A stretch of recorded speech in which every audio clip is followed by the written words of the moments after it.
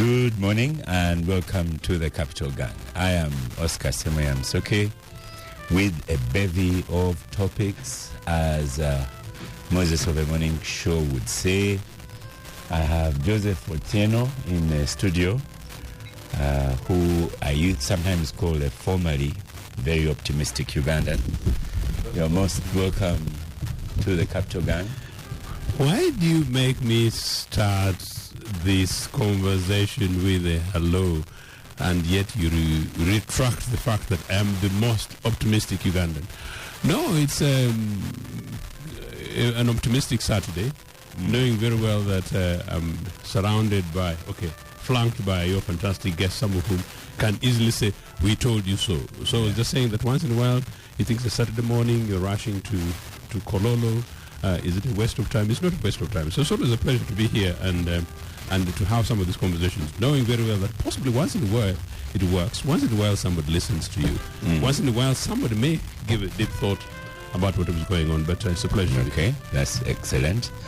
Derek Wandera is in the studio. Most welcome, Derek, our Gen Z journalist. It's always a pleasure being part of this conversation. I know that the house from which Honorable Katuntu is coming is having a bevy of topics as well. And AA, not triple A, AA, Agatha Atohaire, journalist, lawyer.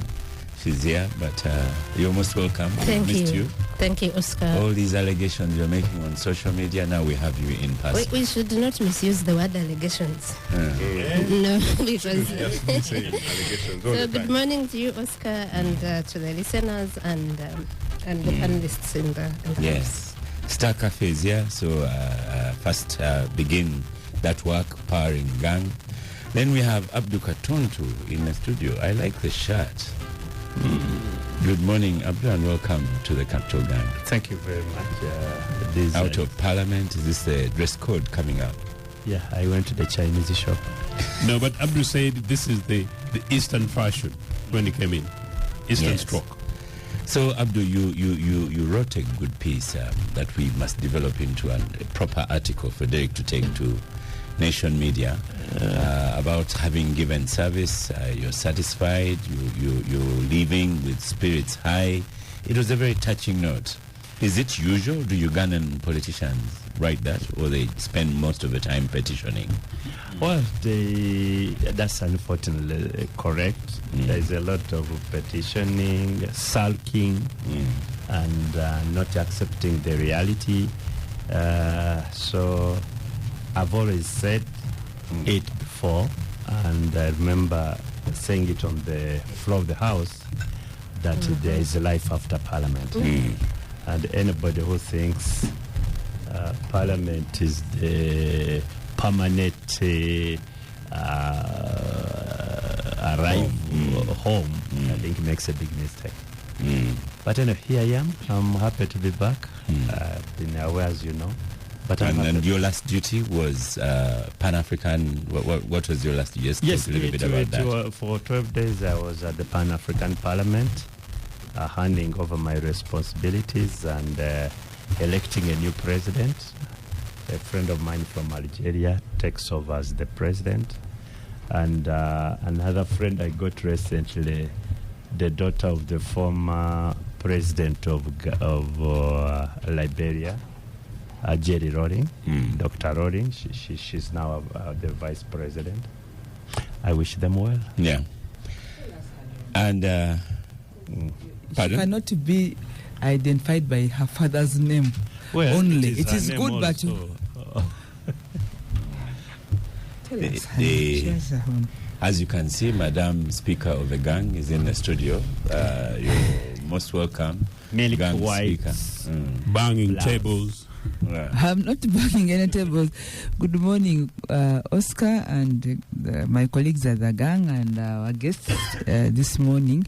I bring you greetings from Bale City, and they are happy that we are always talking and they are listening to us. But also I want to thank all of you who supported me yesterday, the messages and good wishes. Because I took oath yesterday. I was among the last people because of my name, the alphabetical order, yes. So we were the last ones at Parliament yesterday to take oath, and we hope that the next 5 years we can make our contribution, like Honorable Katuntu has said. I cannot say that we want to emulate you or whatever, but we shall make our contribution, because there is a indelible ink and mark that your contribution among other people have made. So we're not starting from nowhere. So I want to thank you. I mean, 12th Parliament, there is a history before 12th. So I cannot say that I'm going to change things or whatever, but I think I have somewhere to start. Maybe better, more benefited than you, because I have something to pick from, maybe where you didn't pick. And then because you are there. And then after that, you had a big party. But the constant, the country is the same. So I'm just appreciating the contribution you've made, so that we can pick it on from there. Thank you, Lydia. And then you had a big party? I had a reception for guests I invited to celebrate and thank God for yesterday. It's an achievement, and it's a humbling achievement to be chosen or considered to represent people, and people of an urban setting in Bali, which I'd tried many times and not succeeded. So this time around, they gave me the opportunity, and I cannot take that for granted. But now when I take oath, I'm now for Uganda as well. So I'm yes in Bali city, but also our country. Thank you. Yeah, and did you have any of your voters at this party? Were they there? Yes, I had. I had to represent. Let me listen to the question. Did you make a pitch to the voters that were there? Because right now in this studio, you don't have a voter. You just have a campaign team, which is the Capital Gang. Did I? Did you have any voters at your party yesterday? Voters from Mbale City? No. Voters for speakership? Yes, for speakership. Oh, I had many. That's the important vote at the moment. No. I had voters from Mbale. They came in big numbers, but also representing others were not able to come. That's not this victory or this what I'm celebrating is not personal. It's for the people. I'm just representing. That's the title of the job, representation. But for the speakership race, I had goodwill people, because this is a party matter for me. The starting stage is a party matter. If I go to caucus, we might have a vote, we may not have a vote. When is caucus? Caucus is before 25th of May. So we will count between 24th coming today. Because 25th we will go to the first business of the house. We've already gotten the order paper, which is in my bag. We'll go to 25th Parliament when caucus has sat and decided on the choices of the party. Because I'm also not saying that it's only NRM that is presenting a candidate. Other parties can present candidates. We can also have independent candidates. But for the NRM, we are going to go to that caucus with one candidate for speaker and one candidate for the deputy speaker. Okay. Pardon, Abdul, you are whispering on microphone. No, I'm saying last time the NRM contestation eventually found themselves again on the floor. Yeah. When the many candidates, they let Jacob Oland and Rebecca. I think there's still a chance that will happen. So when you go to the floor, you don't go as the NRM candidates. We have one candidate. You can go, because there's the space of your right. You can go to the floor as an independent, but the NRM will have one candidate for speaker and one candidate, officially one candidate for. We shall endorse one person for speaker and one person for deputy. But members of the NRM have a right to go. Yeah, it's official. There's that stamp on the form you fill. So if somebody else goes the other way, then they become independent. But because Parliament and the laws of Uganda allow for that. Okay. So before we get into, because we set out big topics, who is going to be the Speaker of Parliament in Uganda, who is going to be a cabinet minister, and then the stories roll and roll and roll. But before we tuck into that, we have a guest. We also have a guest who's sitting in because he's been very happy. It's Innocent Ninye. He wanted to sit in after his time, and he wants to see the gang in action, to see the ever optimistic, once ever optimistic Joseph, the retiring Abdul Katuntu, and the fiery AA, not triple A. But before that, we have a CEO of Uganda Hotels Association, a young person at that, Miss Byamugisha, Jean. Yes. Great to meet you, and welcome to the Capital Gang. Lovely to meet you. Jean Byamugisha is my name for right now. Yeah. My second... Byamugisha. Yeah, it's my father's name, and he always complains about how we... right now, I'm a fish out of water, completely out of my depth in this, first of all, to radio, second of all, to the subject matter. But really honored to be here to join you today. That's it from me. Well, you make your pitch without Kinyankore corrections from Agatha. Yeah, I know. Because I don't even know how Agatha is said in Kinyankore. It's Agatha, probably. Agatha. But Agatha is not a Kinyankole name, so it's... You can Kinyankolize it. They call me Agatha. Yeah. So, Jean, your pitch is Powate, the Pearl of Africa Tourism Expo, Yes. happening 21st to when? To 23rd. Okay. So, again, knowing what's happening in the country and all the excitement, I really just want to say that for us in tourism, there is nobody who is more patriotic than somebody who works in the tourism industry. However bad it gets at home, if we go out there, we are raising the flag, we are talking about It is Uganda. not bad yet. We are just discussing So I'm many saying, things. no, however controversial. So, I know I'm online always, so I'm always following yes. what's happening. But again, it's very good for us as a country to have, different voices and be able to speak. That is not my area of expertise, so I will not even dare to open go that into door. No, we'll stick with tourism. I yes. tell you what, as I was coming to Gang today, Yes. there's a truck blocking me to get off our road, and it's a water truck. It made me think about you, Jean, because you are inviting tourists. My neighbor is buying water because there's no water at all in our place, and the lake is just besides us. And water engineer Maybe came. that's the reason why there's no water. I don't- Because they I imagine don't- the lake because is just beside you. Jean is on radio calling tourists to come. Yes. But you can't even give them water. So, I mean, there are many constraints. There are many constraints, but to be fair, there is many constraints everywhere we go. I'm sure the lack of water issue it's temporary, right? You've always had water, and this is going to be resolved within the next few days. I will few not weeks, discuss few that hours. today. Even Joseph knows I cannot be optimistic about Oh, my water, goodness. because he's been counting months for me. Oh, Yeah. sorry. But then you about have that. a theme, Wanderlust. It's Yes. your time to thrive. Yes. For the longest time, I think even on the floor of Parliament, this has been discussed about how much we don't know our country. Uganda is under-marketed. The rest of the world doesn't know Uganda. We go for all these marketing expeditions, and when you say I'm from Uganda, the first thing, up to today, 2026, people still say, oh, Idi Amin. And you're like, no, things have changed. We are in a much better situation. So that's what we are really trying to put out there. Uganda has got all the big five now, plus the big seven. One of the most beautiful countries, not just in East Africa, but in Africa as a whole, in the world. I'm sure everybody here travels, and after 2 days, you're already homesick to come back home.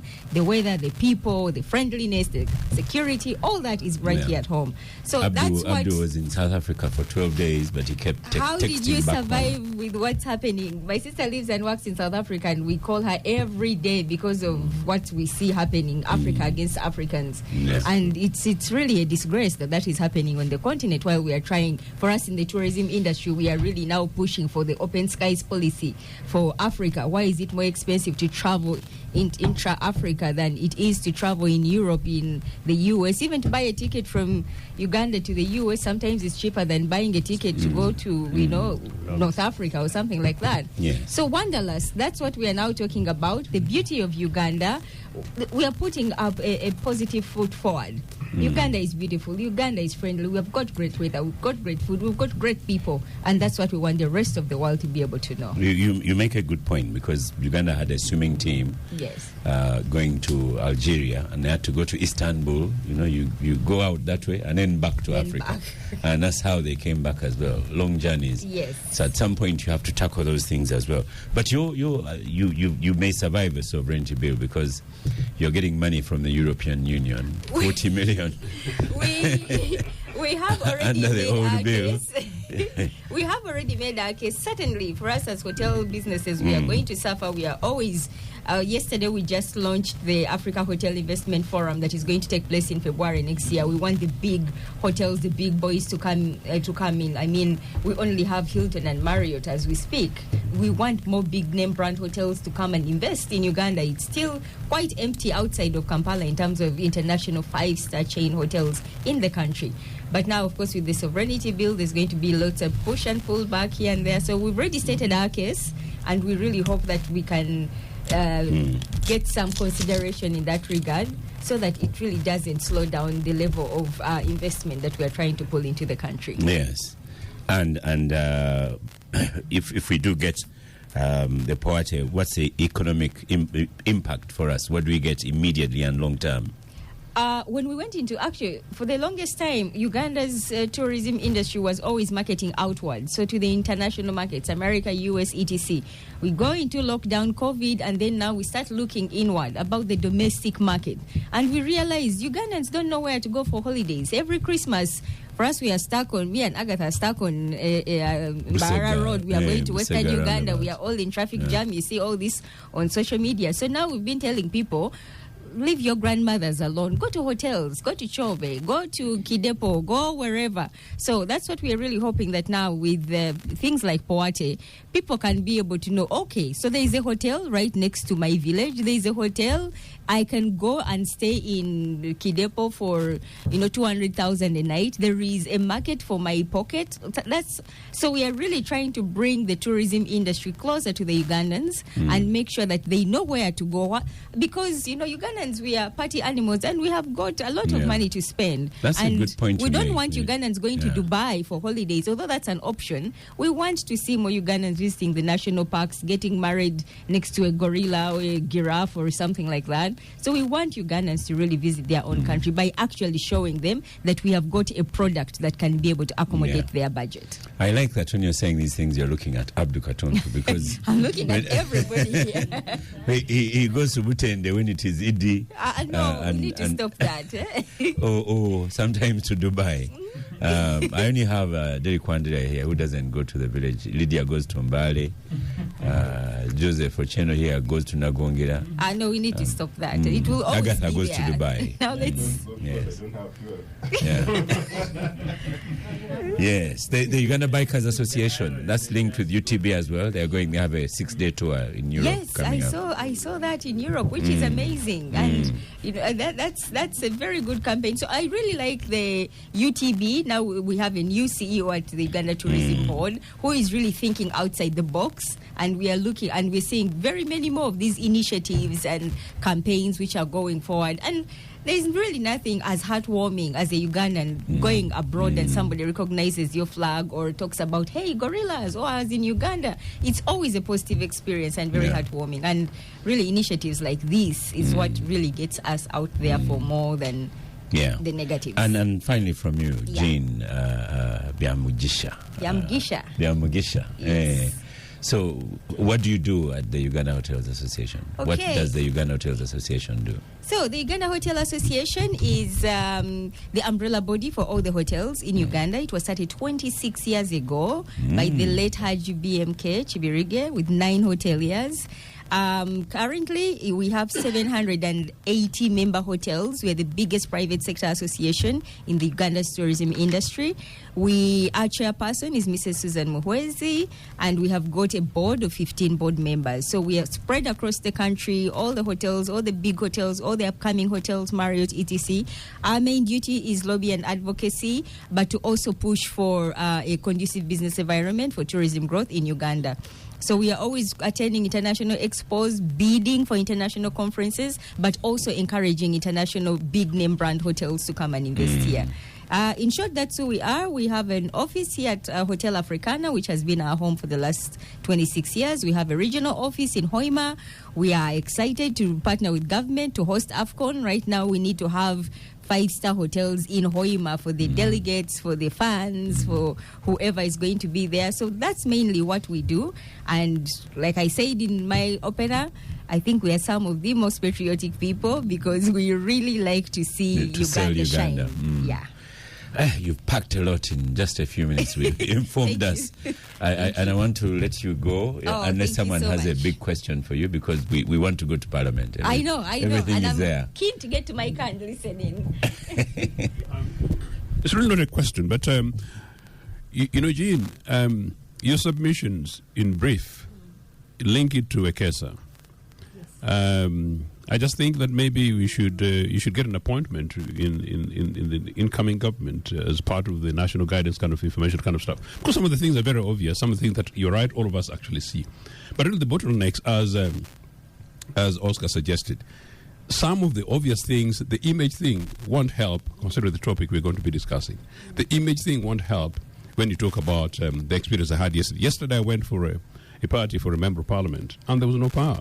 And the wife was telling us how much she tried to engage with the authorities concerned, and power came at 10 o'clock just as I was preparing to leave. Some of those small things are not good. Number 3, I am the oldest tourist here in this group. Way back as early as 1987, I was traveling in Europe, and then the first thing is, Uganda, Idi Amin country. You're right. But then from then on, very quickly, some of the track record of this government is not a political thing. Whatever was happening in Uganda from the war and many of those things, they actually generally affect what's happening. So I really hope that people listening and people in authorities should know that, well, for us to up the image of Uganda, we must up the image of the police, we must up the image of our polity, we must up the image of infrastructure, and we must take all these things seriously, but also up the image and possibilities of young Ugandans like yourselves, and in the innovations in industry that can create more and better jobs, not the anti-sovereignty bill. Well spoken. There's nothing that excites me when I see young people taking on the mantle like this lady here. They love their country and they are ready to push in everything to make this country a better place. It really, really excites me. You see, all of us agreed, all very Ugandan, that today tourism can earn us almost up to maybe even 15-10% of our revenue, national revenue, so long as we do things the correct way. That is all we need. There are things which it will take us a lot of recklessness and so on. For example, good weather. I mean, we have, God gave us very good weather. God gave us good water bodies where you can put beaches. God gave us even wildlife for free.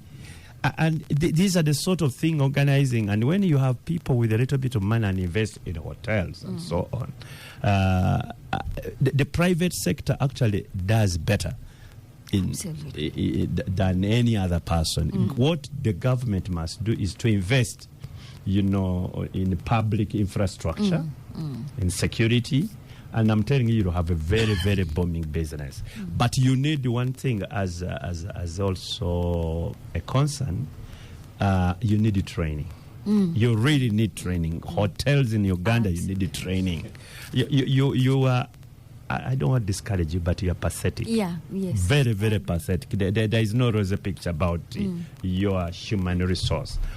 You at some point, the entire hotel industry used to hire only Kenyans here, from the kitchen to waiters and so on, because these young people had been trained and so on. So for those of us who have had the benefit of travel and so on, you see the courtesy, the professionalism of the hotel staff, I say you still have a challenge. Please, go ahead. On that one, I 100% agree, because every time somebody comes to register their hotel, the first thing they ask me, can you get us a Kenyan manager? All these big 5-star hotels, the top management is expatriate manpower. Absolutely. So we have a very big gap, and yet you're competing with Kenya, who have Utalii College, and they are doing amazing.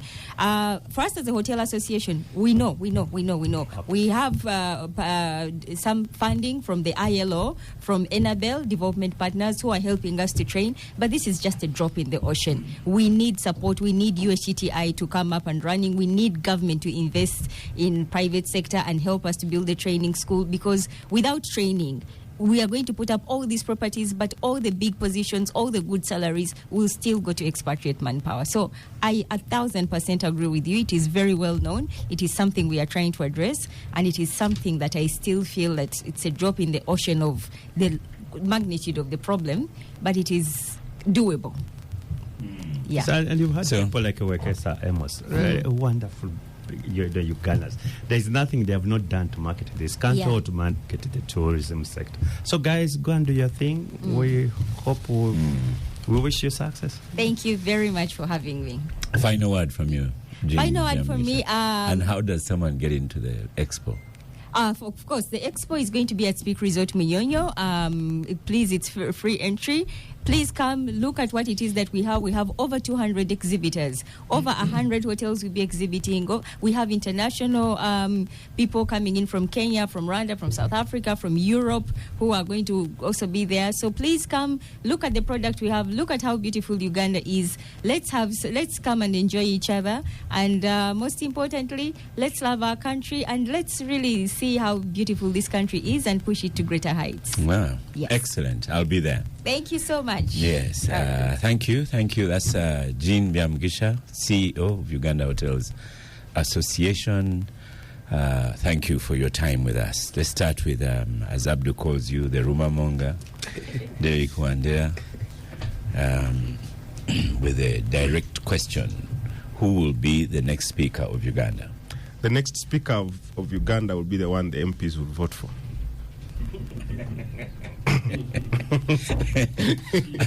After accusing a man of being the rumor monger on the show, he can't even bring one rumor. Eh? Well, Agatha, you're saying? He has no rumors to give me. We have two of you rumor mongers here, and I think the environment and aura in the corridors of Parliament are getting stuffy.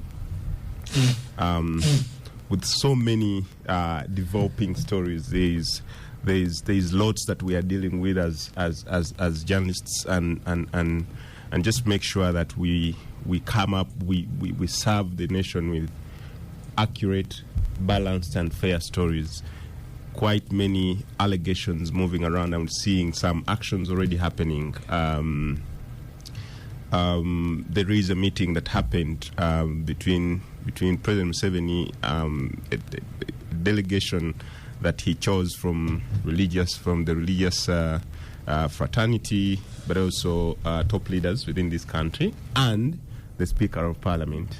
And according to what we sieved from there, what we sniffed from there, the President was advising the Speaker of Parliament, Right Honourable Anita Among, to step aside to allow for another person to take on the speakership. And the backdrop of that is there's so many allegations of corruption, mismanagement of Parliament, and so many others. And the things have not really come today. One of the alligator, or one of those who allege, is here with us. No, I don't think she alleges.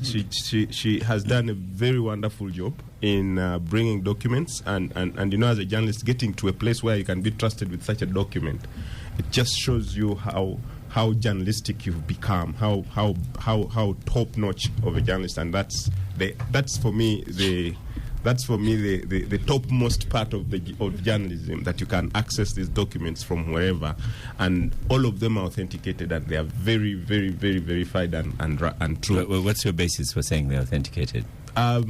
Because the ones who have been alleged against have not run to court, for instance. Have not denied. They have not denied either. So there is time. They can still go to court or deny. So I think the race is getting stuffy, and I know the happiest person in all this in this room is the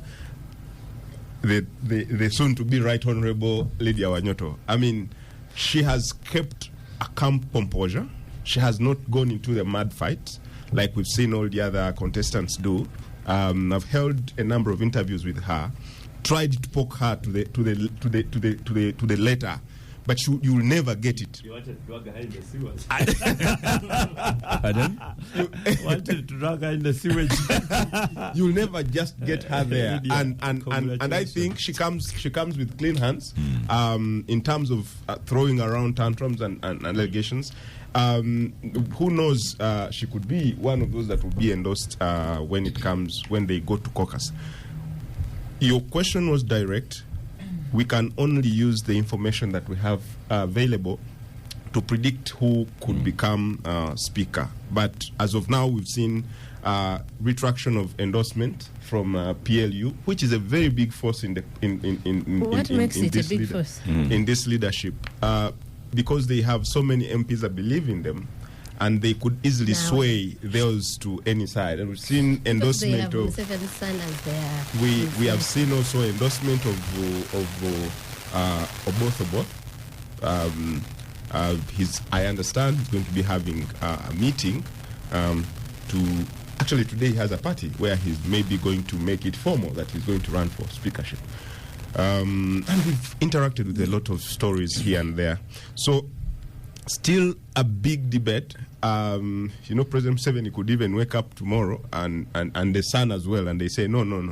Our sister Among, we are sorry, we have settled this, you can come back and stuff. So everything, in journalism, a minute is a very long time, because something can just... In journalism or in politics? In journalism.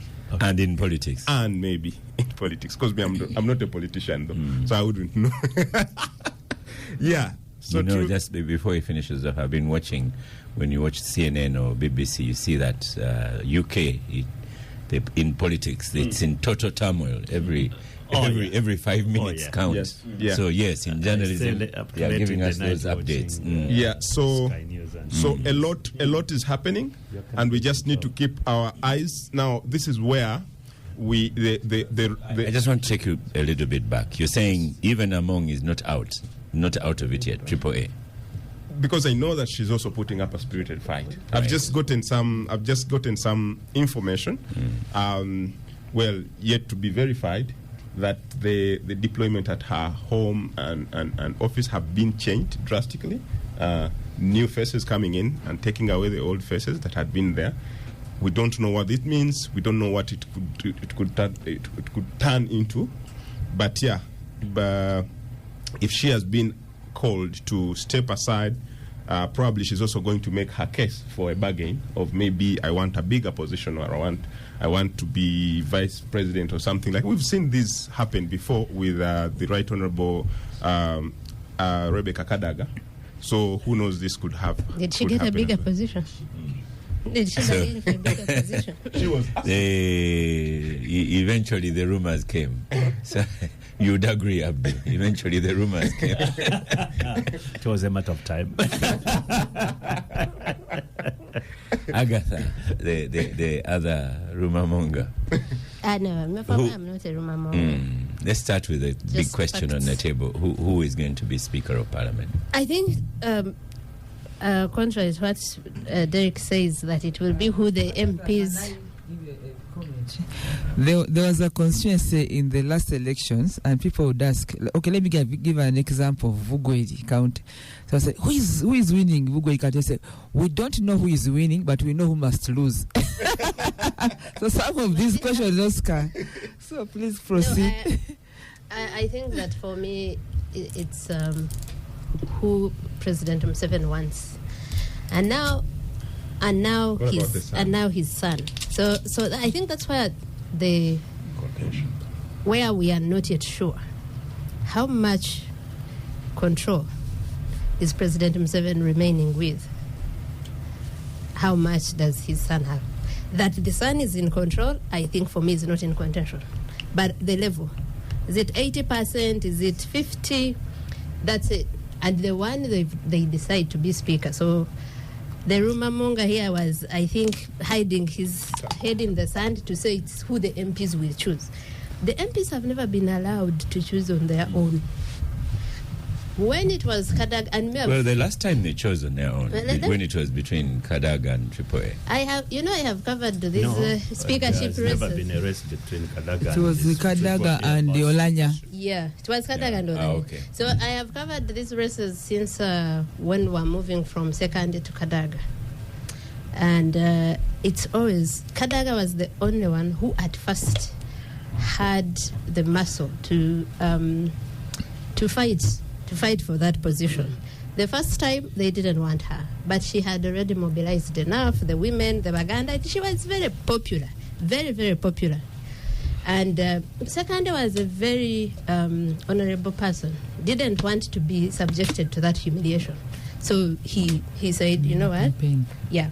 So the second time, remember the second time the campaigns between Kadaga and Olanya became also heated. The second time Kadaga is going to be speaker. And still, she muscled. She had her ways. She was popular, and even among by the way, is popular. The reason for their popularity is the one that is different. Kadaga was popular because for her, she actually cared about her MPs. MPs were like Kadaga's children. You saw the fight she put up for the rebel MPs when they were being chosen from parliament. So she had her groups. The women liked her. The Busoga, Eastern Uganda, but mainly the whole of Busoga. And you know, even here, she hadn't angered people to see that, you know. So even the second time, she put up a fight. There is no tool Kadaga didn't use to return. Is it because I'm a woman? Is it because I'm not from Western Uganda? Is it, you know, how come others got 2 terms talking about Sekande? And she would put Museveni in a corner. And you can only put Museveni in a corner if you have a big constituency. But also if you don't have skeletons in the closet. I do not think Among has that leeway now. So Among has been corrupt all her life, but especially the last 5 years that she has been. I cannot say allegedly because I have facts. So I cannot have facts and use allegedly. And President It is us who say allegedly. Yeah, and we've not seen the facts and President Museveni, you have seen them. President Museveni knows that. For example, the budget of Parliament moved from about 400 billion the time she came to 1 trillion. Items that were never there appeared. People receiving money on their accounts for her appeared. Money being, and I still have more documents showing how money is picked up from Bank of Uganda on top of cars. She was even sanctioned for that. Now, President Museveni has had all this information. We know President Museveni acts when he wants. So he keeps it. If he doesn't want you in the race, it would have been different if Museveni had no problem with her. Now, I don't even know, even now on that, we don't know who has a bigger problem or a problem with her, but it's most likely his son. So now that he does not want you, he has... Because she's popular with MPs. He has facts. She's popular because she has money to give them. The day she doesn't have it. Because if you see the money she's been spending, no one wouldn't be. Every MP wants, you know, she had already set aside 30 billion to use for this campaign. You should see the money she used in the SEC campaigns. I have been putting it out there. And there is more. I think she used about 50 billion in that campaign. So if President Museveni has said that I no longer want you, Kadaga doesn't have, Among doesn't have the strength of Kadaga of saying, I am going to stand my ground. Because if you stand your ground and you want to go against me, when I have these files over you, you can end up in Luzera. And she knows that. I am sure she's smart enough to know that. I will be shocked if Among says, I will go against you, like Kadaga did more than twice, and say, I'll go against you and stand. I would be very shocked. This is how... But some say she has always been a party cadre, so she wouldn't do that. Who? Triple has been a party cadre in the NRM in terms that of he if I joined say, the other day. Well, if the party tells her not to stand, it is said that she would not stand anyway. So I wanted to tell you how she became speaker, because when we talk about Oboth now, I don't know if you guys know that Oboth was the choice for them after even Oranya's death. Yeah. Yes. So even before. Among had already mobilized people. Do you remember how many people she went with to the secretariat for her expression of interest? All that is to show I am popular, I am. And when they tried to say, but do not contest, Among said, oh, please, at least let me be thrown out by SEC. For her, she had already given out enough money for SEC to vote for her. Now, the people that don't want her in have not taken any chances with that. They are saying, do not even They are not giving her an opportunity to interact with SEC express and interest. the MPs. Because I'm sure they know that if they let her do that, like she did in 2022, she will win now. So I think that it is over for her now if she continues and said, but also because now that everyone has known that President Museveni is not endorsing her to return, they will not vote for her, even with her money. You say everyone knows that Museveni will not endorse her. Yeah, because the meeting, the details of the meeting that happened on Thursday night are already out. Are already everywhere. Even the Monitor and NTV ran a story about them. Now, if they are out for us, they are out for the MPs, you know, the people that they want to know them. They are out. There is also a reason why this happened. You should see how I'm looking at you, me and Abdu and I, the way we are looking Abdu at has you. been agreeing with me by the way all this while, because now Abdu and clearing his throat. Of course, among his Abdu's friend, I'm sure he's sad, but it's not that he's thinking that what I'm saying is not true. There is a reason why this PLU withdrawal happened a day before Among is sworn in. Because Among had already mobilized to go with 200 MPs to be sworn in to show her power. Now, you do that to demobilize her. And of course, I agree with Derek that PLU is now powerful. An illegal entity, by the way. We don't know about it. We don't know what it is, but it is powerful.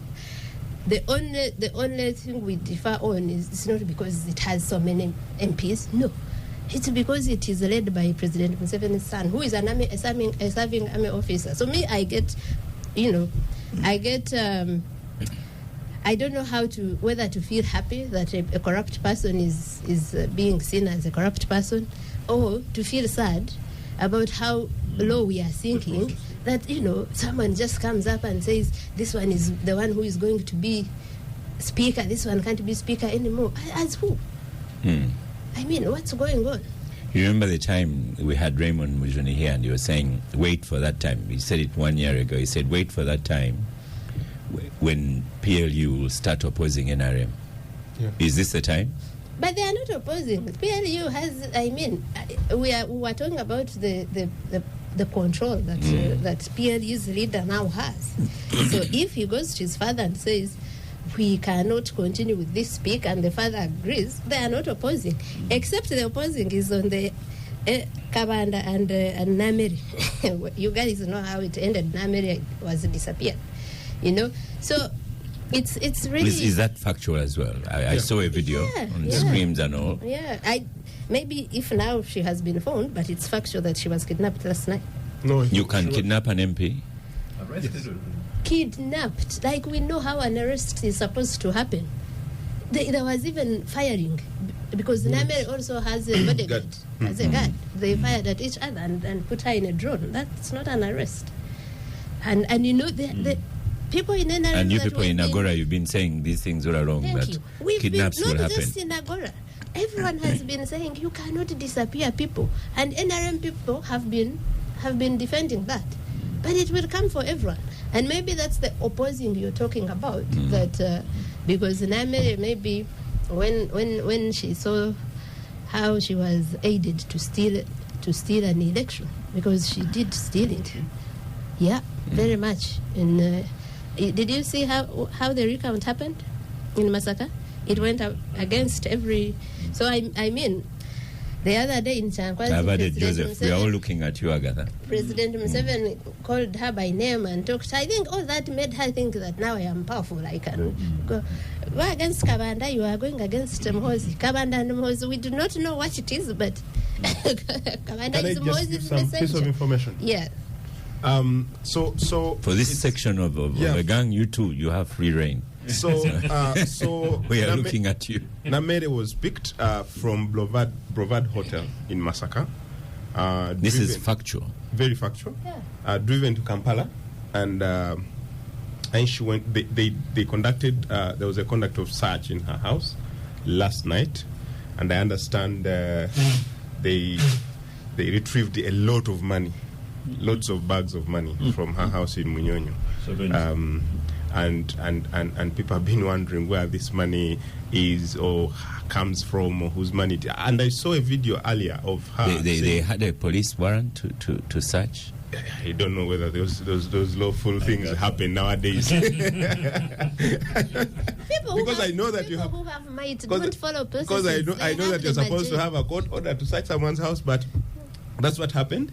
And I saw she was chest thumping earlier in the day that after her swearing in, she's now going to meet each and every voter of hers and give them money. So probably some of these monies that were picked from her house was what she was going to use. Is she going to give voters money or the voters for the speakership race?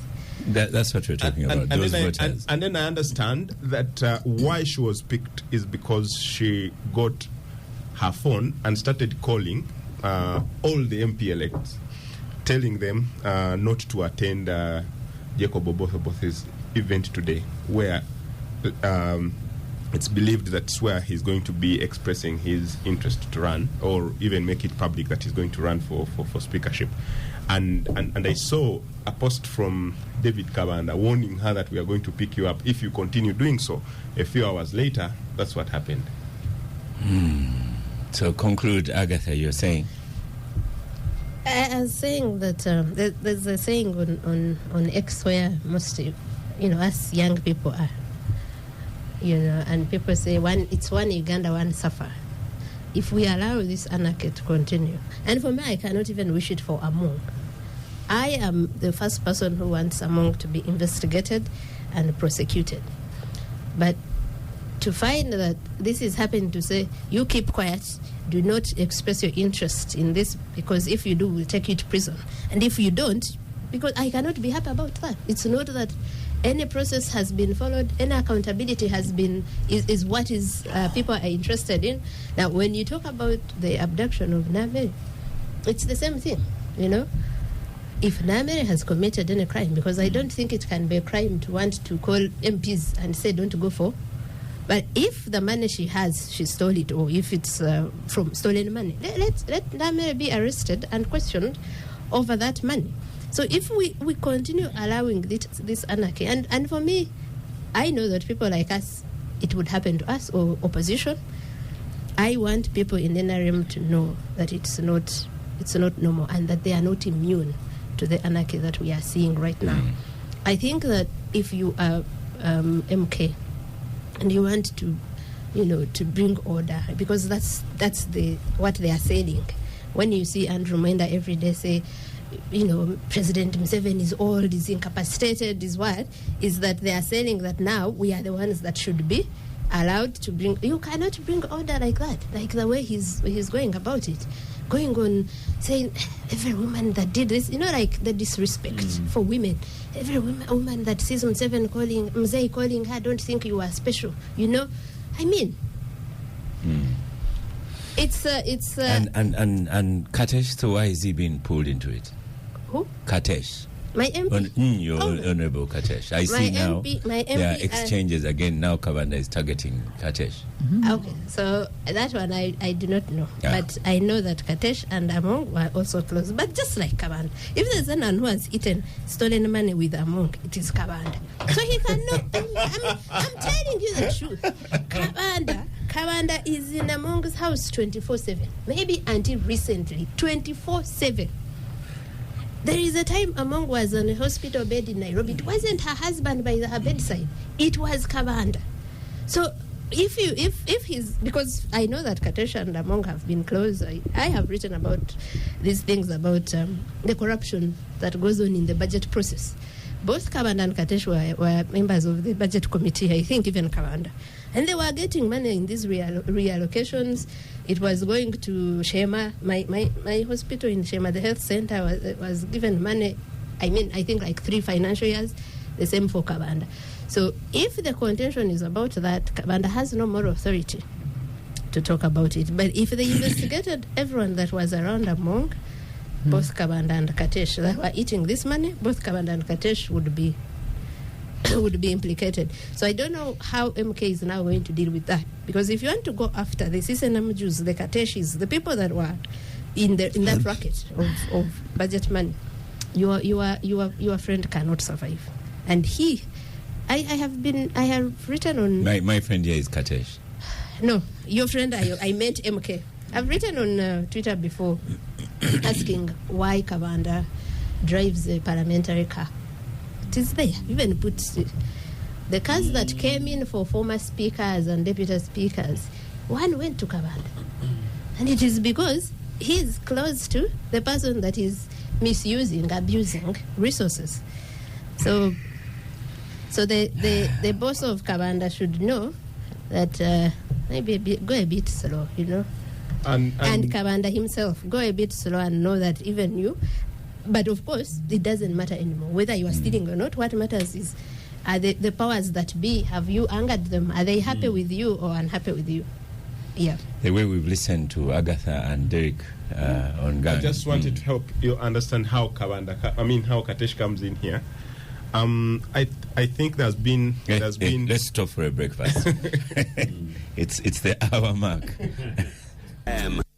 Welcome back from the break. We've listened to Derek Wande and Agatha Atuhaire.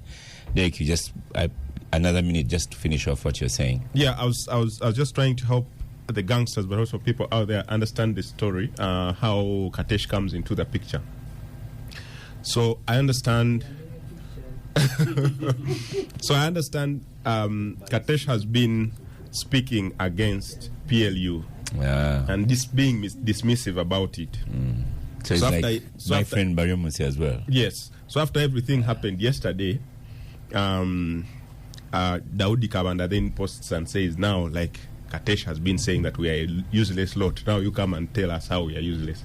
And then Katesh comes in and says, my colleague, don't drag me into the things that you people are doing. And then Kabanda says, you're not my colleague. Okay, so Lydia, you're next on microphone of the NRM, Madam Speaker of Gang. Who will be the next speaker? That was the question, direct to everyone. Will it be Honorable Lydia Wanyoto Mutende? I think the next speaker and the deputy will be those candidates sponsored by the NRM party after the NRM caucus sits. And we've had to go through the due process. Yes. For now, we can hear about candidates and stakeholders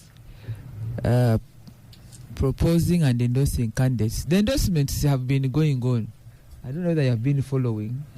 Many members of parliament coming out, being recorded. Didn't you see those things, you guys? So I am Lydia Wanyoto from Mbale City. I endorse Oscar for speaker. They've been going on. So the endorsements have been going on. Me to them this afternoon. Now we had the stakeholders. You see, in the beginning, for me, whatever is happening is what we said from the beginning. In January, February, after elections, that speakership is not just for the voters, for the MPs, but it's a national office. It has stakeholders. And us as an NRM party, even when we can sponsor a candidate, it has a process. You said that I'm speaking generally, but I was very firm and I've been vindicated. Stakeholders have a stake in who becomes speaker, but there are those who vote. But we have to influence the process. For NRM, we have rules of procedure on how we elect a speaker or how we propose flag bearers who are speaker and the deputy speaker. For our case in the beginning, the rules had been flouted.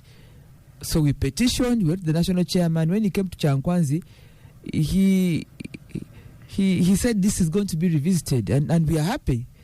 So because that has been opened up for all of us. So this debate is there because the people in February put their foot down and said, no, there is a due process. You can achieve what you want at the end, but let's go through the due process. And at that time, we thought that it was going to be rubber stamping. But now the debate looks like, actually, we are going to engage next week in the caucus. And you will have a vote. And we shall have a candidate for speaker and deputy speaker. And I'm a stakeholder, I'm a voter, but also a candidate.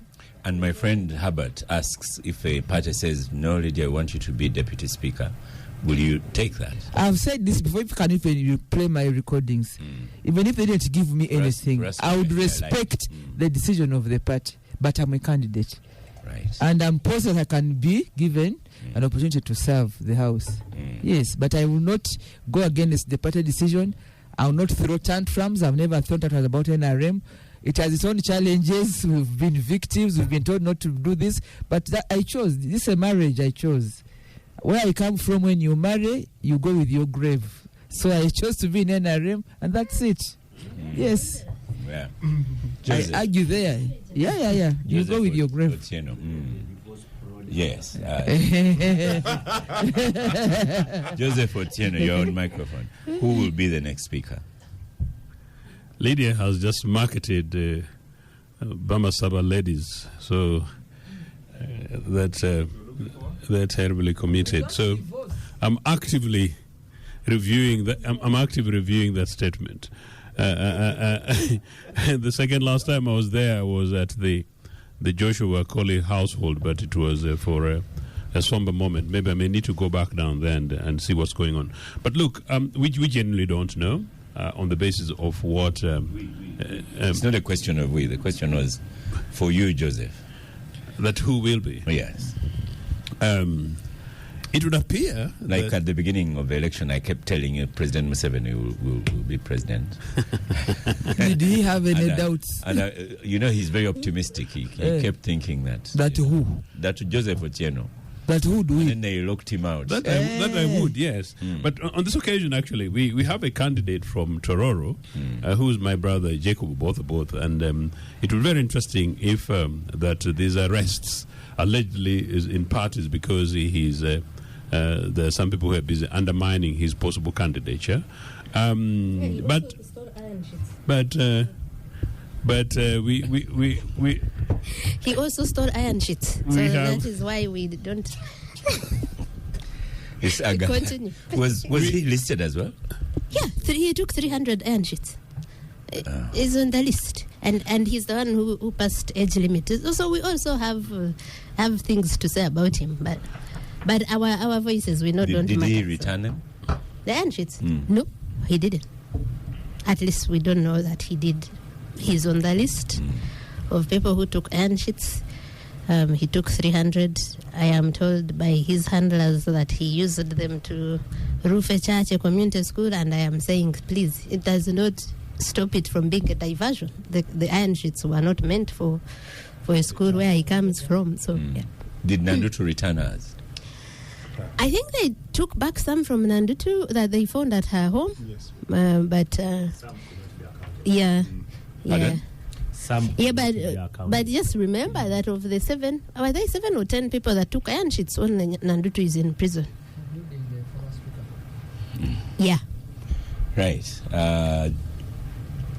iron sheets, corruption, and NRA, same language. But look, so Jacob, it would appear, if there are instructions from the establishment that you either attend his function today or you're in trouble, and including the fact that if you're somebody who's allegedly campaigning to not attend his functions, then you get the exercise that happened to Namere yesterday, then he seems to be the candidate on the clear. But we've got fantastic people like the gang's candidate here that we thought, considering the fact that it would appear almost certainly that Anita is sort of on the way out. We also have Norbert Mao, who has been up down there. But it's very interesting how Mao has become apparently quiet, or at least his end in the last couple of days. The point is, whoever. Pardon? Mao was sworn in this week, so he's very busy with guests and celebration. Okay. But I'm not his spokesperson. I'm just the man. You also sworn in. You also sworn in. And so did. Hold on, Lydia. And so did Jacob yesterday. Yes. But Lydia, weren't you also busy with your parties and everything? Don't tell us no bad. No, he's busy with guests because he's the president of the party and the minister. Me, I'm Mwanyoto here of the gang, or a candidate of the speakership. So, so you can see that we're not at the same level. Whatever happens, Oscar, the issue is not who, because as Agatha suggested, Machale, it's very clearly a process that is going to be determined on the basis of who the chief executive and his son seemingly would like to have to be delivered. And for me, as a concerned citizen, it's a fundamental breach of the political process, considering the fact that the Speaker of Parliament should be the head of a very independent, ideally the most independent organ of the state that should be able to check the executive. But when it appears that we're second independent, the idea the most independent should be the judiciary. The most independent? Yeah. Then Parliament is a little bit... The second most... Because as Lydia keeps reminding judiciary guys are listening. Parliament has affiliation. Yeah, unless you're an independent, you have partisan interests. Ideally, the most independent should certainly be the judiciary. I hope we agree on that. No, we agree on that one, and I retract, and I hope the guys in the judiciary listen. I also agree the way you say should be. Should be. Words are our tools of trade. Right. Wordsmiths. So Oscar, the country is actually sad. I'm an optimist, of course, but the country is really sad that here it is that the second most independent organ of the state is being instructed to pick a candidate for its leadership from the executive and an element of the executive by extension, which is a family situation. That makes it really unfortunate, considering our history and considering the conversation we had with our young tourism friend trying to market and sell the Republic of Uganda. It doesn't really augur well. The manner in which the group pushing for this have managed to market it, and I think Abdu was sort of hinting at it, is this corruption thing that we are coming to sweep against corruption. Granted, corruption is there, but like again Agatha said, simply because there's corruption does not mean therefore that you go ahead and pick a legislator as if you're picking a bandit from Luweru. So you don't do that. All of us here, in fact, all of us, including your producers, ideally at this level, when you have issues with the police should actually ask you to go and report. You should not be kidnapped because of anything. But a serving member of parliament, and I was telling another program, Oscar, that I don't know. I represent a political party that was once in government but fought militarily and through banditry. But at no time was there a situation, meaning about it to particular, a situation in which a member of parliament is whisked off, from either the floor of parliament, like we've seen, or indeed anywhere in the streets. Legislators should really be legislators, and former legislators like Abdu shall remember that these are honorables up to the time when they retire finally to heaven. So it's very, very unfortunate. But that said, also, if you see that the manner in which Anita Mong has behaved and was behaving up to and including the end of this season of tenure, you wonder, do people forget? Do power go into people's heads, like I was hinting much earlier? How could she have gone to quickly forget where Bukenya was and how Mbabazi left and what happened to Kalikaihura? And then you come and begin to, even when that aside, Joe Senyonyi, leader of opposition, was trying to remind her how she refused some bills to be, or reports to be debated. Indeed, and you know the interesting bit of it, and this is for Lydia, you guys, and the younger guys coming in. You there is no need, for example, to mention that I'm here as speaker and I'm going to do this thing for the president. You simply take your position and simply say, colleagues, you draw reference to a particular rules or procedure element and simply say, make the argument and still go ahead and make sure you have, you have the numbers, and then you attain whatever clear object you clearly want without necessarily doing this. But what was they doing? They're playing patronage, confirming that actually Parliament is an extension organ of the executive. In this case, the executive is Mr. Museveni, and now the executive is deputized by Mr. Museveni's son, and it's actually shambles. Finally, 80% of the incoming guys are new and fresh. It's extremely undemocratic that people who have been elected, ideally, most of them may or may not have been properly elected, but you've been elected by the mandate of the ordinary people. You are coming there to serve the people. You're coming to serve Parliament. You're coming to serve the Republic of Uganda. Yes, you're partisan, but to end up in an assembly in which you are going to vote on the basis of an instruction of a particular grouping of people, for a presiding officer who should be really your class prefect, like I always said before. For the Father, the Son, and the Holy Spirit. It's extremely unfortunate. Members of Parliament have got capacity to know their party interests. They've got capacity to understand maybe the nuances in terms of interests of the head of state. But they should not be instructed like children. My friend, your namesake, is called Joseph, is saying, but ask Joseph how the Ibingira group was handled, even though Namere's case is sad. Oh, the Ibingira group were held in a very democratic way. In any case, if that's democratic, democratic way. That's what we want. These guys were picked and detained in a very formal way. One. Number two, these guys were organizing and planning to overthrow the government of the Republic of Uganda and in fact the agents of foreign interests. It was very clear, very open. The Ibingira case was one incident, and together those I like the way you say agents of foreign interests. Oh no, of course they were. This thing has come from far. Yes, and historians do themselves huge disservice not to engage on this, and journalists do themselves a disservice not to have this kind of conversation. Let that Joseph come around. It's a conversation I'm delighted to be able to have at any time in the morning. You can get a grace? Oh no, you can't. But as I said, Obote one government as a parliament, and Obote two, you can't compare with the mess that is going on under NRA. Joseph, please don't go there. Abdul Katonto, before I put the question to you using parliamentary language, we put the question. So how many people are racing, including those that have not yet? Now we know that maybe at some point today that Oboth will also make himself available, put his name down.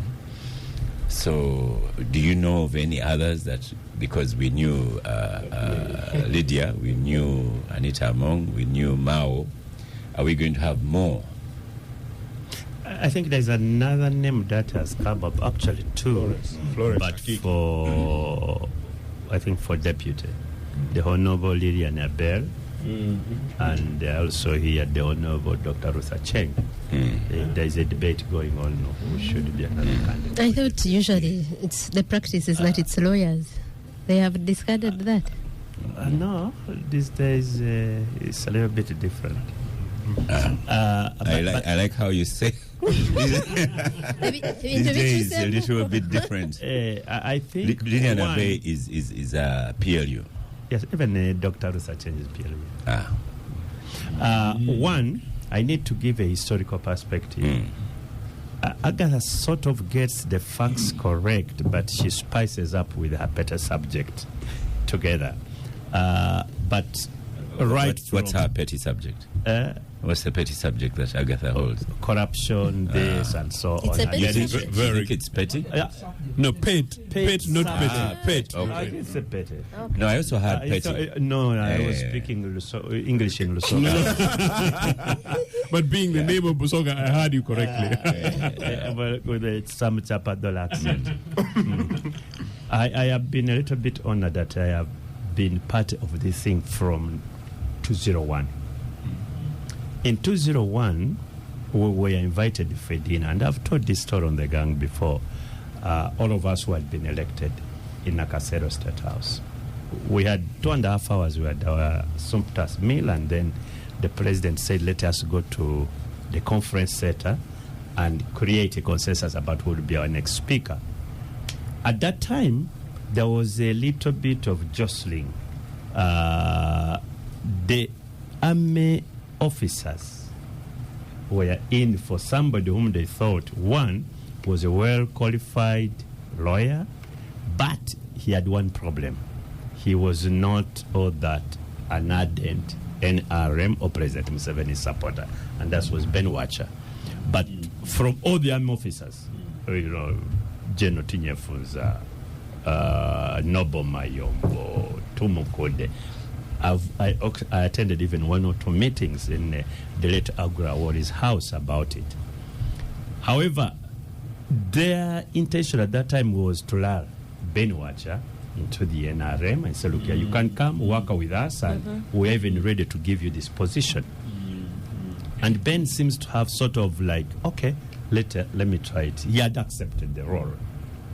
However, there was a group, the NRM group, lower group, especially the Catholics and the Baganda. They rejected it and they wanted their own. But the real campaign took only one day. Second, he never called any meeting. Nothing. Yeah, that's why I was thinking, that's what I was saying, Agatha was right. He never called any meeting, was just there, say, well, if they give me a role, I'll play. Eventually, and I need to give credit to President Museveni at that time, he did not outright tell people, vote for so-and-so or done. Even when he realized the Baganda, he didn't. I was there. I was there in that I'm meeting. just shocked. I was Not there. Just disagreeing. listen to me, and I have no reason to lie. So, when the president realized that the Baganda had taken a firm decision, and the Catholic, he called his army officers and said, let this thing go. Let's give who? Sekandi. And that's what happened. There was no money involved. There was no campaign involved. Then Sekandi took on the role like what we call an orthodox speaker. Chair your meetings in parliament. Thereafter, you go to Paul. There was no... he didn't try to get royalty. Yes. There was no power Patronage, in but the yeah. office of the what? Of the speaker. His was just speaker, go home. As it should be. Yes, as it should be. And I would have loved it so. If I were The way you speaker. go to court, you Yes. are court, If finish I were court case, speaker, you go I home. would be second. And there was no contradiction. Now, 2006, there was a problem. I was fighting for my coming back. So I missed to be part of those meetings which brought Sekandi the second time. But looks like everything went the same way. 2011, we come back. Second wants a third. And President Museveni had not had any problem with the second as a what? A speaker. Actually, he had a soft spot for Sekandi. Then we go for that meeting in Nakawarugogo. There was a hall there, a hall around. It's called what? Uma Ground. Yes. At that time, things changed. And this is where all this now begins. I'm sure Gus agrees with me. Rebecca now organizes. He organizes us, the Easterners, and the women. And he says this is the time for us. The Easterners, it is us. The women, it is us, and so on. So when that meeting was called, that Umo Ground meeting, President Museveni saw there was now loyalty. Kadaga had a constituency. And President Museveni was not ready to go for battle. He didn't want a fight. So he conceded. Sekandi. Yeah. He conceded, and Kadaga took the day. But she took the day because she presented herself that I am the person with the votes. Yeah. So the third term project of Sekandi died. And then the president said, no, okay, if it has happened, I'll see what I do for Sekandi. That's how Sekandi becomes VP. vice president. Now it comes to which 2016. 2016. 2011. 2016. Because this was 2011. That's Yes, 2011. yes. Now Yes, it comes 2016. Olanya comes up, Jacob, and he wants. Then Kadaga goes for your fight. Second was given 2 terms. Is it because I'm a woman? And so on. So we went into real struggles. Then eventually, okay, we give you the Second term. the second and the Last time. But there was, Oscar, a culture that now had developed of the speaker trying to, having a constituency in parliament, where members of parliament believe in that particular speaker. Developed by Kadaga. Developed by Rebecca. Yeah. And when it came to 21, 21. Kadaga forgets about the 2 term. Now she wants a what? The third one. Because A third term. and the argument was And that I get Museveni to stay in power by removing the age limit. Why can't I also stay? Yes, so she brings those arguments. Then she also says, by the way, nobody can beat me. Why? Because she was so popular. She said, I have this, and so on. And that's when the president now comes for the first time very openly. And he says, no. I think now this is going a little bit Kadaga is bullying differently. me. He's becoming a bully. Why? Because the office, Oscar, and if Uganda should understand this perspective. The office has ceased to be an orthodox speaker's office. It is now a power base. And this thing you are seeing today and so on, trace it to that time. It now ceases to be an office where you go chair meetings, go for conferences, attend, functions of national, you are number 3. Now it was power. Somebody managing MPs, the most critical constituents of politicians, 24 hours, 75 years. Then President said, no, this can't happen. And that's the first time President said, no, I will not allow this. And if it wasn't for, in my view, and I was there, if it wasn't for President Museveni, and there was no way.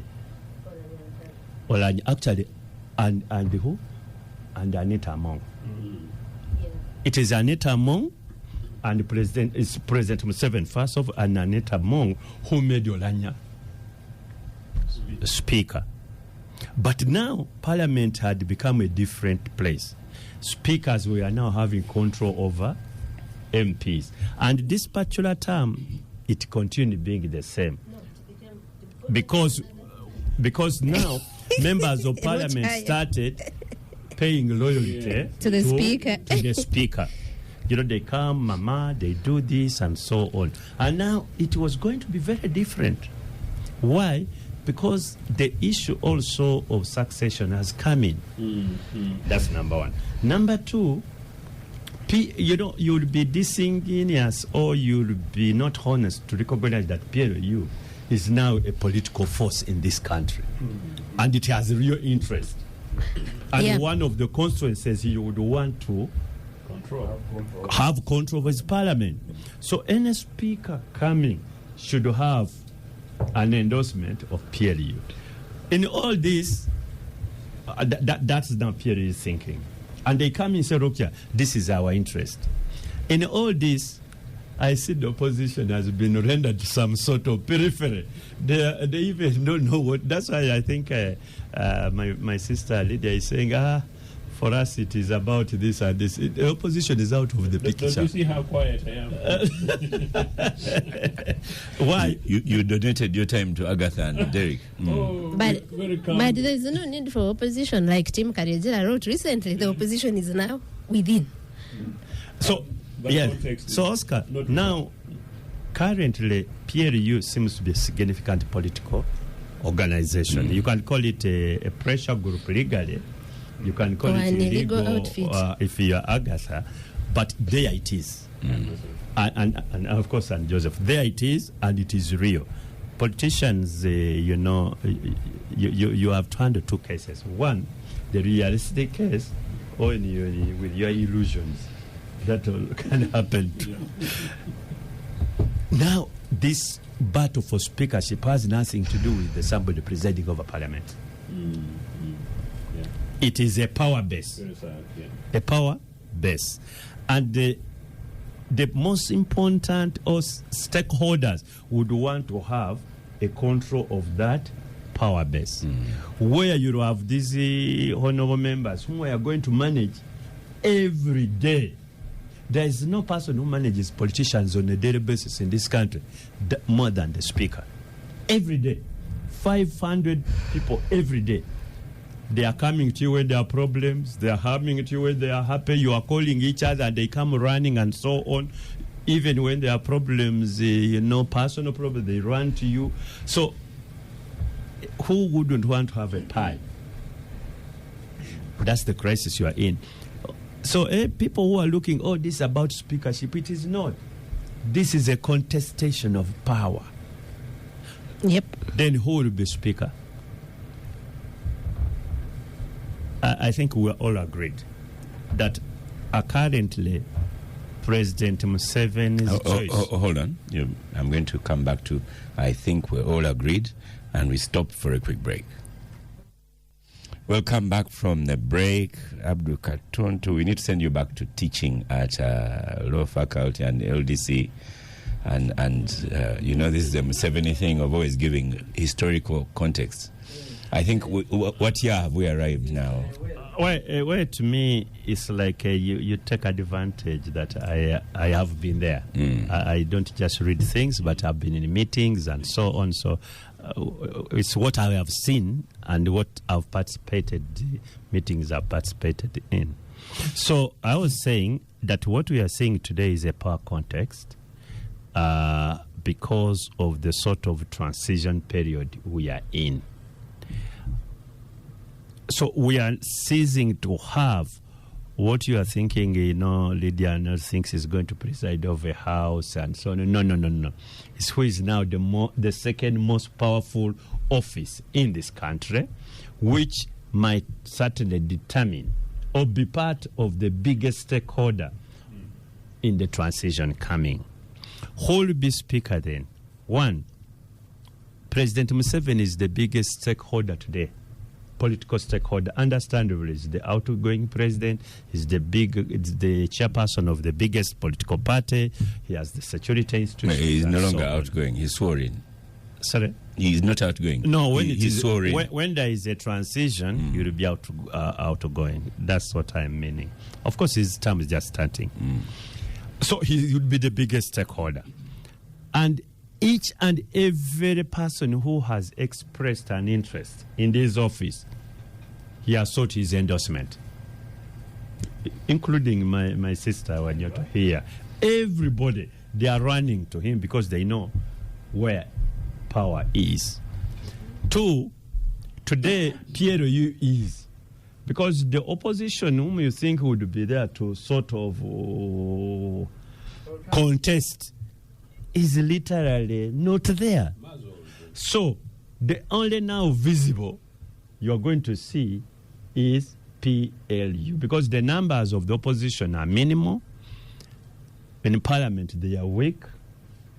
So it will not be a very wise idea if you're a serious contender to go to that place called Kavule. To go to Kavule, say now you people Kalnai and so on, it will not work. So PLU is a stakeholder, so is President Museveni. Actually, so PLU is the opposition now. Sorry? PLU is the opposition now. In inverted commas. Okay. In inverted commas. Why? Because it is as against the mainstream NRM. That's why when you read what the PLU leaders have been saying, we have endorsed, and it is us. This is our candidate. They're not talking about the Todwongo people. It's only the other day, I think yesterday, when I was reading a tweet from Genomos, when he was saying that we need to develop by consensus, and he assigned that to Todwong and who? And Kabanda. There was some tweet, something like that. The president and PLU will give us the next speaker, if you are realistic. If you are not, you wait for the voting. But you can be realistic. Also state facts that we are not supposed to be getting any endorsement for speakership from PLU. I can understand the president being the chairman of the largest, the ruling party, which has the majority. And now I'm thinking, if I was a member of parliament under NRM, I would feel so sad. Like it would be so miserable. Who do I now? The reason you are not. I mean, so now like our friend here, Lydia, who do I go to pay allegiance to? You start being the Father, the Son, and the Holy Spirit as well. Which, at the end of the day, it's not even guaranteed. It's not even guaranteed. Yeah, we're seeing what has happened. But that's the sad reality of Uganda, really. I have someone telling Joseph here on X, formerly Twitter, Kaisuka Balia Emmanuel, Please tell Joseph that during the UPC rule, the Vice President and other ministers were rounded up in Parliament. That's Nadiope and group. No, they were in the cabinet. They were never rounded up. No, They were in cabinet. they were in cabinet, and like I said before, I don't think this And the should- President attended cabinet. I know he had gone out. I don't think we necessarily need to go through that. That was the first elected parliament and the first elected government. And as I said before, the people who were detained, there is evidence that they're plotting to overthrow a government. I don't think this is the conversation we're having here. There is evidence that's never been contested. In fact, so bad that these are people who, had it been this regime, they would have gone through the gallows. They went through a due process. They were detained. That ended then. In no way does it justify the mess in which we are in today, where, as Agatha is saying, who is PLU to determine who becomes the next Speaker of Parliament? I don't think there's comparison at all. Okay, Joseph, Derek, you started the next one. So the final question was who will be a minister? We must always hear from Joseph and the Ruma Mogas. We must always hear from Derek and Agatha. Who will be a minister? Now, unlike and don't start the way you started the last time. But the last time I was just stating facts the way they're supposed to be. Then But now it has been debunked over the table that. Yeah. So unlike speakership, which goes through some form of election, some form of campaign and stuff like that, people showing interests and stuff like that. Some facade of an election and maybe a process and stuff like that. With cabinet, I think the buck stops with the president. Over time, we've reported stories where the real list of the cabinet leaks, and we have it, and we publish it. But the moment President Museveni reads that story, goes back and says, "Sha, you guys, who are you? How can you get into my house and get to, And before you know, he releases a different one, but with very little twitches here and there. So the ministerial process of getting the cabinet, the process of getting cabinet has always had President Museveni having his cards on the chest. That everyone believes that for a very long time we believe that President Museveni sits in that room alone and begins allocating these people himself, probably with a few phone calls here and there to just confirm, maybe only to be sure that I'm appointing someone who is dead. Is he still alive? They say, yes, he's alive. Okay. I think I read the story somewhere around Africa, I think, a president who appointed a minister who had died was it South Sudan? Yes. Yeah, so President Museveni is always avoiding such scenarios, so he makes those calls to just be sure that Katuntu is dead, is not yet, he's still alive. Let's not use that name. No, Katuntu is alive. Okay. For us, my religion, the death is real. Yeah, So, who will be minister? It's a hard one to call now. In my view, many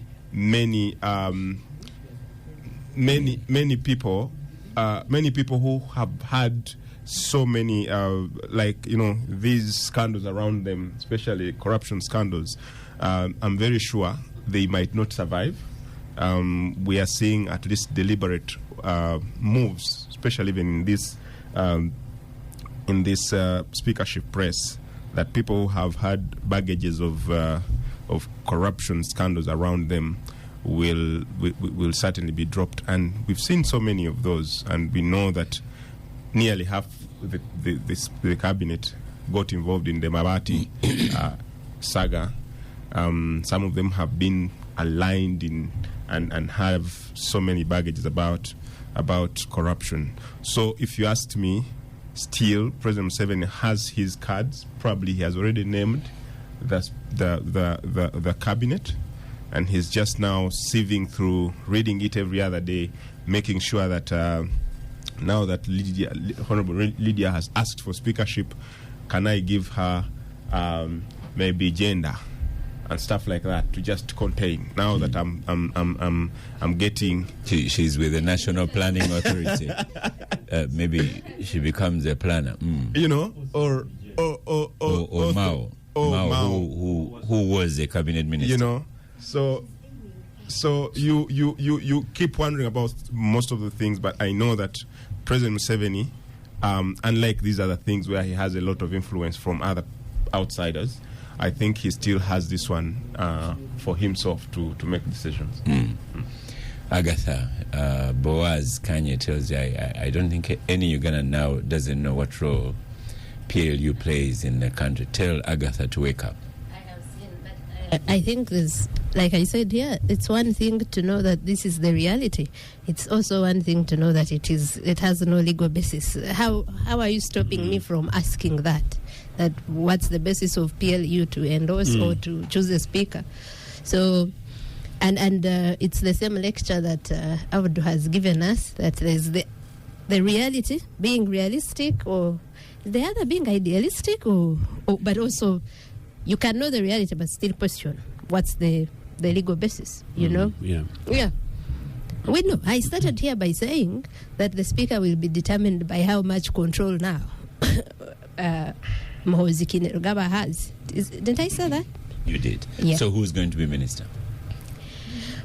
Okay, so I have been waiting for this, and I'm going to have fun, you know? When you saw how many people were falling over themselves during the campaigns. Yes. And we will go back to what we are saying, because now you're not only pleasing President Museveni, you're pleasing Muhoozi. Double. And probably Kabanda. You know, you've seen that. I think leave Kabanda alone. Have you seen the things he's been saying about Namiri? And Namiri is disappeared. You are still going to... Right, yes. I think what happened between Namera, it just became a personal outer. Okay, so when you guys mentioned it wasn't like... Abd, when you guys mentioned I this, think Agatha is saying Kabanda said it, and within hours, Namere was done. I checked the whatever interaction between Kabanda and my MP, Katesh. Katesh is on his knees. Please do not drag me. I am not your enemy. Because now they have seen that this guy also... So let me go back to saying that I've been saying since January that unless President Museveni now increases his cabinet to 1,000 people, he's going to have a hard time. It's going to be hard to accommodate everyone that has worked so hard, you know, to mobilize. So you have people within NRM that claim they have worked so hard for this. You have people within PLU. You have our Nsibambis of this world, people within the opposition. And I'm going to add even Mpuga there, that have also, you know. So, and we know that he usually, the Abdus also. Why am I not adding Abdu, by the way? So, usually, President Museveni wants to reward opposition people. That's how Anita Among is where she is. To reward or to capture? Well, you reward because they have been doing some work for you. When you see what Nsibambi is doing, you think it's what? You know? So, you have people in the opposition that he might want to bring in. You have people in NRM that have worked so hard, but also those that are in. You have people that have angered Muhoozi, like Mario Munsi. You have people of PLU. You have, I mean, you also have people that you want to drop from positions, like Among and Tayewa, but who you know that have worked so hard also for you. So I've been thinking that we need to wait for this and see how it will go. And what happens is that because many people want to catch the eye of now the powers that be, there will be so many fights. We have not even seen anything yet. This whole Namere Kabanda, Bariomunsi, Muhoozi, Adonia Ayeva, like so many things that we've seen since the elections in January, we have not seen it at all. By the time they announce the cabinet, we will have seen fights, we will have seen bickering, we will have seen, and not that they haven't been there, because we remember the Nantabahu fights, the Kaihura, the Who's, but now they are at a very higher level, because like I said, so many people have worked for ministerial positions. There's simply not enough. Even if you bloat it how, you will not have enough slots for everyone that has been working hard. Someone wrote here and said that the only ministerial position that is guaranteed is Otafire's. But I don't know if it is still guaranteed also. I'm sure no one is very sure who will return. Maybe I can say the one that is guaranteed is Moses Ali's, because... Why did you pick that out of my mouth? Yeah, because for that one we have... No, but that's true. The others, I will be here having fun. We'll get popcorn, as we say, and wait for it to pass. I hope there won't be abduction, so that we are not firefighting. We are just seated and watching the show. Yeah. Lydia, who is going to be a cabinet minister? Derek has allocated a minister. Derek has allocated a minister of gender.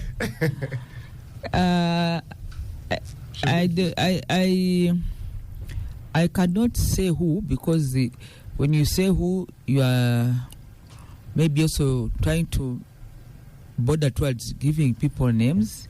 But in the past, the president has justified his cabinet. The last one was a bit it sent the country talking a lot, the way he described it, but he justifies his cabinet. He says that he appoints a mix of Ugandans to create a team that runs his strategic directives of the season and also run the manifesto. He gets professionals, those that can help to drive the policy directions of the directives, but he also gets mobilizers. And politicians. Gets mobilizers, people that know how to rally the community, mobilize, connect the country to the center of the people. Then he also gets people, interest groups, like the historicals. My sister here, Achari, mentioned Moses Ali. Actually, he took oath. He's a member of parliament. He was with us at parliament the other day. But Moses Ali is the president has told us why he's always in cabinet. He told us Moses Ali is a symbol of peace. He's a symbol where we have come from as a country. So because he had this West Bank and all the conflict that we had in northern Uganda and West Nile, and he was the leader. So that disarmament, the history of pacifying West Nile has Moses Ali as the leader. You remember the late Bamuzi and the others. So he told us, don't look at Moses Ali and you begin saying, where are the youth? You see? Where? No. His purpose in cabinet is different. It is symbolic. Then we have historicals. Our country has come from a history of... That's the name. Moses Ali. Yes. Of where? West Nile. West Nile. Formerly West Bank Front. Yeah, so, and Moses Ali is... sometimes he's not satisfied with what he has. I have heard him in the past saying, I think he got the rank. He wanted to join cabinet and put the tools down because he wanted to become a general. I think he became a general, wanted a rank. Then he was supposed to join cabinet with some constant. These MOUs, are they called agreements? What are the Mao's thing? Is called what? MOU. An agreement. It's not the first one. There was one for Moses Ali. He wanted to join cabinet, government with some positions and slots. But he's now the deputy prime minister and the deputy leader of government business in parliament. So that is also so for me, who is going to be in cabinet, I think Moses Ali is an obvious case because of what he stands for. We have historicals. Then obviously we have the biggest stakeholders in the country, the young people, the under 35. They have made it to parliament. They are quite a number. Under 40, under 30, they will be there. And they have a stake in the country. So at policy level, cabinet is policy, executive decision making. They should be there, but they cannot. They have to be there, but in a portion, because this country has a lot of interests. You have to give the women. There are those who have a national character, but they've been known to be women driven. When they appointed, they raise the agenda for women on the table, being on the table. Then we have the elderly. And some ministries, speak to who is going to be a minister. We have a Minister of Security. There are those who are known. If you even track the history of ministers of security, we know the category that are supposed to take that docket for the purpose of securing our country. And also we have... Thank you. So it goes professional, Agatha our history, interest groups.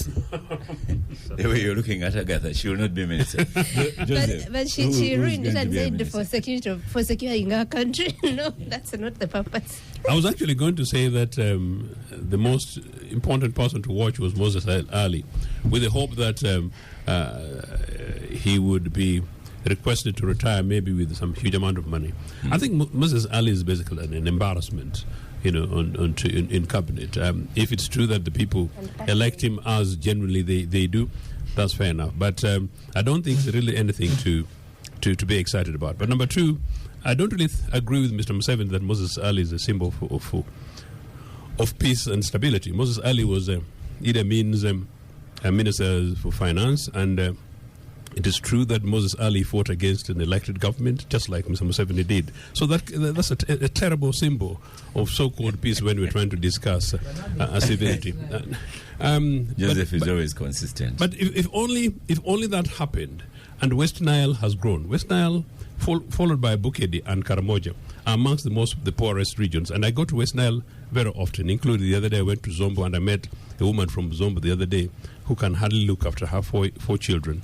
So some of these things are neither here nor there. They evoke terrible memories. But granted, Mr. Museveni and Moses Ali have got their own deals. Let them do the deals at personal level. But at a people level, we really hope that, as Abdu says, that the population has come down. We hope we're able to see much more younger people. We hope we're able to see much younger people who are relatively much more independent, if only we're not discussing this constitution or this speakership race within the context in which we are doing, so that there is a regeneration of the country, so that we're able to see people with technical backgrounds, people with energy, people with ambition, people with a vision, people able to take us beyond where we're coming from. Granted, they can look in the Hansard and see what Moses Ali and others did, and build onto that to go forward. So we generally need to be going forward, and we appreciate these people's positions. But that said, also, amazingly, in my own West Budama, the bigger constituency that now includes Jacob Obote, which is now 2 districts, it was formerly 1 constituency.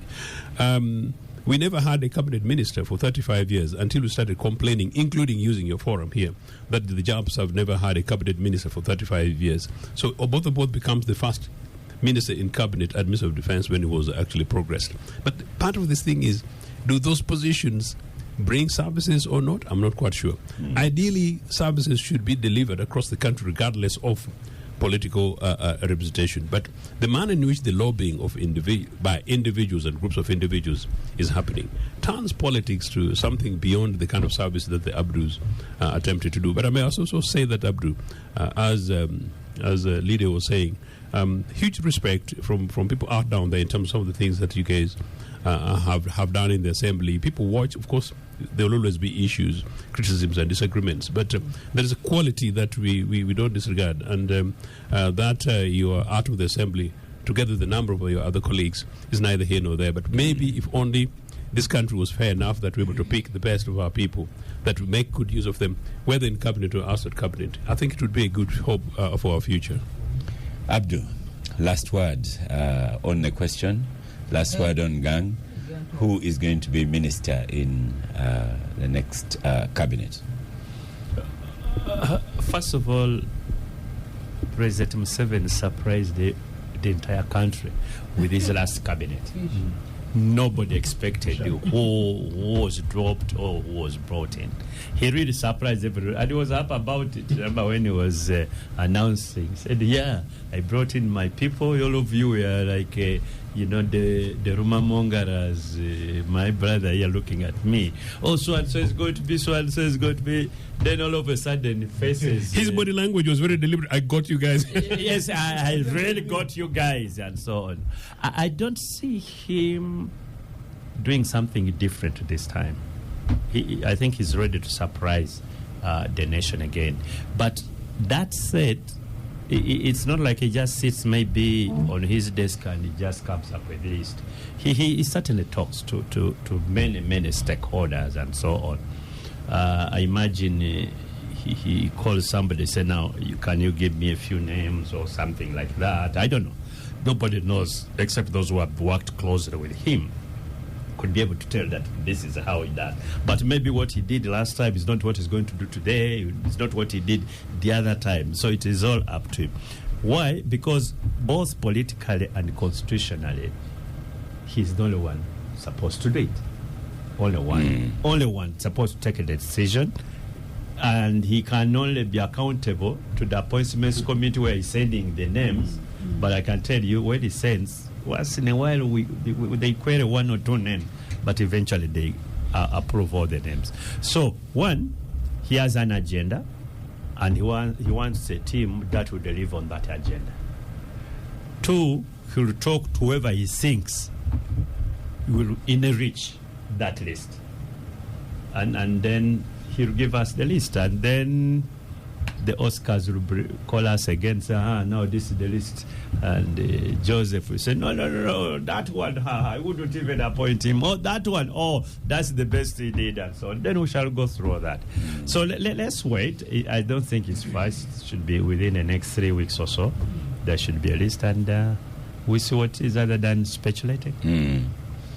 Well, we come to the end of a show.